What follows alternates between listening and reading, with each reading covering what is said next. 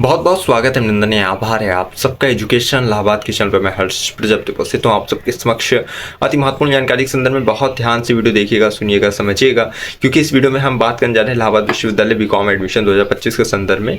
पूरी जानकारी आपको मिलने वाली, फीस कितनी है, सीट्स कितनी है, कट ऑफ, ठीक है, सेफ स्कोर, एडमिशन का प्रोसेस क्या है, हर एक चीज़ मैं बताने जा रहा हूँ। तो बहुत ध्यान से वीडियो देखनी है और हाँ, इस चैनल से आपको लगातार जुड़े रहना है, क्योंकि इलाहाबाद विश्वविद्यालय की 365 दिन की यानी पूरे वर्ष भर की अपडेट आपको यहीं मिलेगी।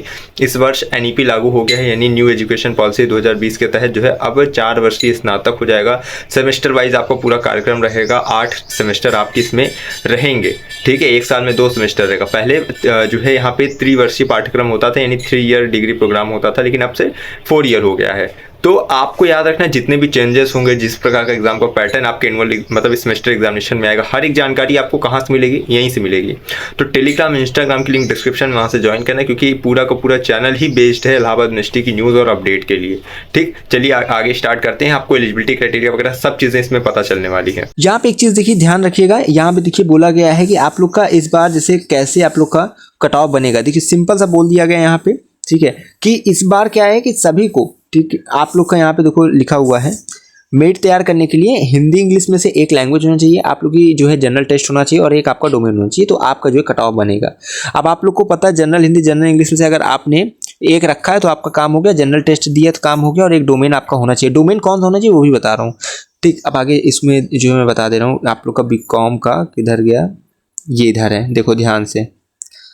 यहाँ देखिए आप लोग का इंग्लिश हिंदी में से एक होना चाहिए, जनरल टेस्ट होना चाहिए और any one of the below subject. Accountancy, book keeping, पहले क्या होता था अकाउंटेंसी और बुक कीपिंग केवल होता था, ठीक। लेकिन इस बार से बहुत चीज़ें दी गई है कि आपका physics, chemistry, mathematics, computer science, biology, biological studies, biotechnology, environmental study, environmental science, इसमें से अगर कोई भी एक डोमेन के साथ आपने सीयूटी दिया है, आपका एडमिशन हो जाएगा। कट ऑफ कैसे बनेगी, मान लीजिए हिंदी इंग्लिश में से एक लैंग्वेज है आपका, जनरल टेस्ट है आपका, उसके बाद इसमें से मान लीजिए अकाउंटेंसी है, नंबर जोड़ेंगे तीनों का बन जाएगा, ठीक। अब मान लीजिए अगर इसमें से 2 अगर आपने दे दिया, फिजिक्स भी दिया, अकाउंटेंसी भी दिया है, तो जिसमें नंबर ज़्यादा रहेगा उसी डोमेन का नंबर जुड़ेगा, याद रखिएगा। अब कई दिक्कत क्या होती है, इंग्लिश बच्चे लिए रहते हैं, मान लीजिए इंग्लिश हिंदी में से कोई लैंग्वेज आपका नहीं है, लैंग्वेज आपने दिया ही नहीं, आपने केवल जनरल टेस्ट और एक डोमेन इसमें से कोई एक दे दिया है, तो आपका नंबर कैसे जुटेगा। इंग्लिश हिंदी नहीं दिया तो वहाँ 0 नंबर ऐड हो जाएगा। जनरल टेस्ट में मान लीजिए कि 250 में से आप 200 लाएं तो यहाँ 200 नंबर जुड़ जाएगा। यहाँ पे क्या 250 में से आप 150 लाएं तो 150 नंबर जुड़ जाएगा, यानी कि जो नहीं दिए वहाँ 0 नंबर जुड़ जाएगा, बाकी आपका पूरा जोड़ लिया जाएगा, ठीक है, कितना नंबर आया, और वही 750 में से काउंट किएंगे कि हाँ इतना नंबर आपको मिला है। तो जो भी टेस्ट आपने मिस किया, जो नहीं दिया, वहाँ पे 0 नंबर ऐड होगा। ऐसा नहीं है कि अगर आपने नहीं दिया तो एडमिशन नहीं होगा, एडमिशन होगा, ठीक है। तो अगर इंग्लिश हिंदी दिया है, जनरल टेस्ट दिया है, ये नहीं दिया तो यहाँ 0 नंबर ऐड हो जाएगा। इंग्लिश दिया है मतलब लैंग्वेज दिया और आपने डोमेन दिया है, जनरल टेस्ट नहीं दिया तो 0 नंबर यहाँ ऐड हो जाएगा, ठीक, लेकिन एडमिशन होगा। तो ये तो हो गई कि आपका डोमेन क्या होना चाहिए। अब देखो एलिजिबिलिटी क्राइटेरिया के नीचे आपको शो करेगा, ठीक है, बीकॉम की। देखो यहाँ पे लिखा गया है कि पास 10+2 और इक्विवेलेंट इन कॉमर्स और science stream of the intermediate examination conducted by the UP board, यानी कि किसी भी राज्य स्तरीय आप जो है आपका क्या होना चाहिए, बोर्ड से, स्टेट बोर्ड से आपका 12th होना चाहिए, कॉमर्स, वाणिज्य या जो है विज्ञान वर्ग से, ठीक है, कॉमर्स स्ट्रीम से या साइंस स्ट्रीम से आप जो है 12th होनी चाहिए। ये एक जो है क्राइटेरिया है, तो आप इसको पूरा फुलफिल करते हैं, ठीक है। तो यहाँ पर अगर पहले सीट्स की बात करें कि आपकी बीकॉम में सीट्स कितनी है, तो मेन कैंपस में देखोगे तो 700 प्लस सीटें आपको मिल जाएंगी, ठीक है। इसके साथ साथ आप अगर एडीसी की बात करोगे, ठीक है, तो यहाँ पे 800 यानी कि 850 प्लस आपको सीटें मिल जाती हैं। आर्कन्या गर्ल्स डिग्री कॉलेज की बात करें तो यहाँ पे आपको 195, ठीक है, यहाँ पे इतनी अप्रॉक्स सीटें मिल जाती हैं। देखो ये लास्ट ईयर्स के जो है डाटा है, ठीक है, इस बार को जो और ऑफिशियल अपडेट आ जाएगा, ठीक है, यानी कि एकदम अपडेटेड, तो वो हम आपको बता देंगे जब इसकी ब्रोशर की पीडीएफ आ जाएगी तब, ठीक है। तो तब तक के लिए वेट करिएगा, इस बार की जब रजिस्ट्रेशन प्रोसेस स्टार्ट होगी, ठीक है, तो और भी चीज़ें आपको बताई जाएंगी, ठीक। तो लास्ट ईयर के डाटा के अनुसार है, सीटें घटती बढ़ती रहती हैं, ठीक। तो सीएमपी में जो है 500 प्लस सीटें हैं, ईसीसी में देखो 150 है, ठीक है। ये है हमीदिया गर्ल्स डिग्री कॉलेज, ठीक है, माइनॉरिटी कॉलेज है, अल्पसंख्यक का मुस्लिम गर्ल्स के लिए है, ठीक। तो यहाँ 75 हैं, 70 प्लस सीटें हैं। आईएचडीसी में 500 प्लस सीटें हैं। आईएचडीसी की कोएड कॉलेज है, ठीक है, अर्थात यहाँ पे जो है को एजुकेशन है, यानी गर्ल्स बॉयज साथ में पढ़ते हैं। सीएमपी में साथ में पढ़ते हैं, ईसीसी में साथ में पढ़ते हैं, लेकिन हमीदिया गर्ल्स क्या है, ये गर्ल्स का कॉलेज है।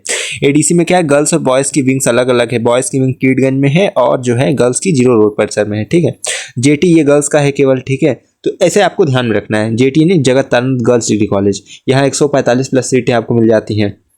RTMM यानी राष्ट्रीय टंडन महिला महाविद्यालय, ठीक है, 150 सीटें यहाँ पे हैं। SS खन्ना में 150, SPM में 300। SPM क्या कोएड है, यहाँ गर्ल्स बॉय दोनों साथ में पढ़ते हैं, ठीक है। Shyama Prasad Mukherjee degree college. SS Khanna Sadan Lal सावल दास खन्ना महाविद्यालय, ठीक है, तो ये गर्ल्स का है खन्ना, ठीक। तो ये चीज़ें आपको ध्यान रखें। यहाँ सीट का डिस्ट्रीब्यूशन है कि बीकॉम में कहाँ कितनी सीट्स हैं, ठीक है। तो आप अगर कॉलेज गिन लोगे ना तो आपको 1 2 3 4 5 6 7 8 9 10 कॉलेजेस आपको यहाँ पे दिख रहे हैं बीकॉम के, ठीक है। इलाहाबाद विश्वविद्यालय मेन कैंपस तो है ही है, ठीक है। तो मेन कैंपस का भी ऊपर दिख गया आपको 700 से अधिक सीटें हैं। इसके बाद देखो फीस की अगर यहाँ बात करें तो फीस देखो ध्यान से देख लेना।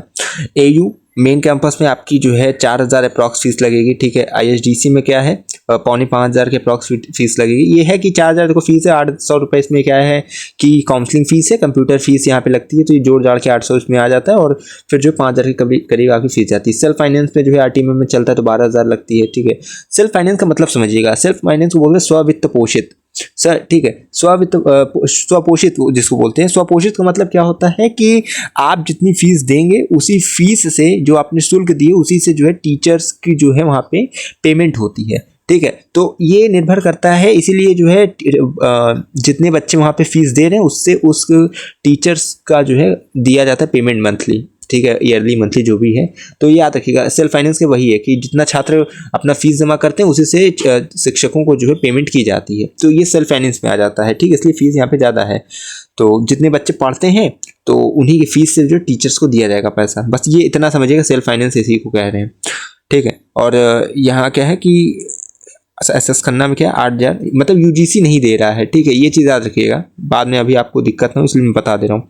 SS खन्ना में क्या है 8500 रुपये आपको 18500 रुपये यहाँ पे भी जो है लगेगा, ठीक। तो ये बीकॉम की फीस होगी। बाकी अदर कॉलेजेस में जो है जैसे CMP ISDC का जितना है इतना ही अप्रॉक्स CMP ADC, ठीक है, JT ये सब में तो नहीं लगेगा, ठीक है। जहाँ सेल्फ फाइनेंस में जाता है वहाँ थोड़ा पेमेंट बढ़ जाता है, आपका पैसा लग जाता है ज़्यादा, बाकी और देखा सेम ही रहता है, ठीक। अब यहाँ पे हम देखिए बात करेंगे आगे आपकी की फीस कितनी, फीस तो बता दी मैंने, सीट्स बता दिया है, कट ऑफ बताएंगे, सेफ स्कोर बताएंगे, ठीक है। चलिए यहाँ देखिए अगर बात करें ना पहली कट ऑफ की, ठीक है। अब इसमें कट ऑफ देखो आपको पहले ही मैंने बता दिया लेकिन फिर से बता देना, इसमें कट ऑफ कितने की बनेगी आप लोग की 200 का आपका देखो 250 का आपका जनरल टेस्ट प्लस 250 का आपका डोमेन, ठीक है, फिर 250 का आपका बन जाता है लैंग्वेज, ठीक है। तो कुल कितना हुआ 750 का, ठीक है। 750 में आपकी कट ऑफ बन रही है। तो पहले कितने बनते थे 650 में बनते थे, क्यों? क्योंकि पहले जो है ये लैंग्वेज और डोमेन आप लोग का 200 नंबर का होता था, और एक डोमेन पे, ठीक है, एक डोमेन पे इसका एडमिशन होता था पहले 400 का ये हो जाता था, 250 का ये, तो कुल मिला के 650 में एडमिशन होता था। इस बार से क्या है 750 में आप लोग का होगा। तो पहली कट ऑफ जैसे पहले कितना जाता था, पहले कट ऑफ जाता था कि आप लोग का पहली कट ऑफ 400 प्लस जाती थी, जब 650 में कट ऑफ बनता था तो 400 प्लस पहली कट ऑफ जाती थी जनरल की, EWS की 350 प्लस जाती थी, ठीक है, OBC की भी 350 के अप्रॉक्स जाती थी, SC की जो है 350 यानी 280 प्लस जाती थी कट ऑफ, ST में क्या थी कि 100-150 के आसपास कट ऑफ जाती थी। तो इसी प्रकार से इस बार जो है जैसे मान लीजिए कि आप इसमें मानिएगा कि इस बार पहली कट ऑफ जो है आप लोग की जो जाने की संभावना है वो आपकी 450 से 500 के बीच रहेगी, ठीक है। कितनी 150 में अगर कट ऑफ बन रही तो आप लोग मान चलिएगा 450 से लेकर, ठीक है, आपकी 500 के बीच में पहली कट ऑफ जहाँ तक है जनरल की रहे।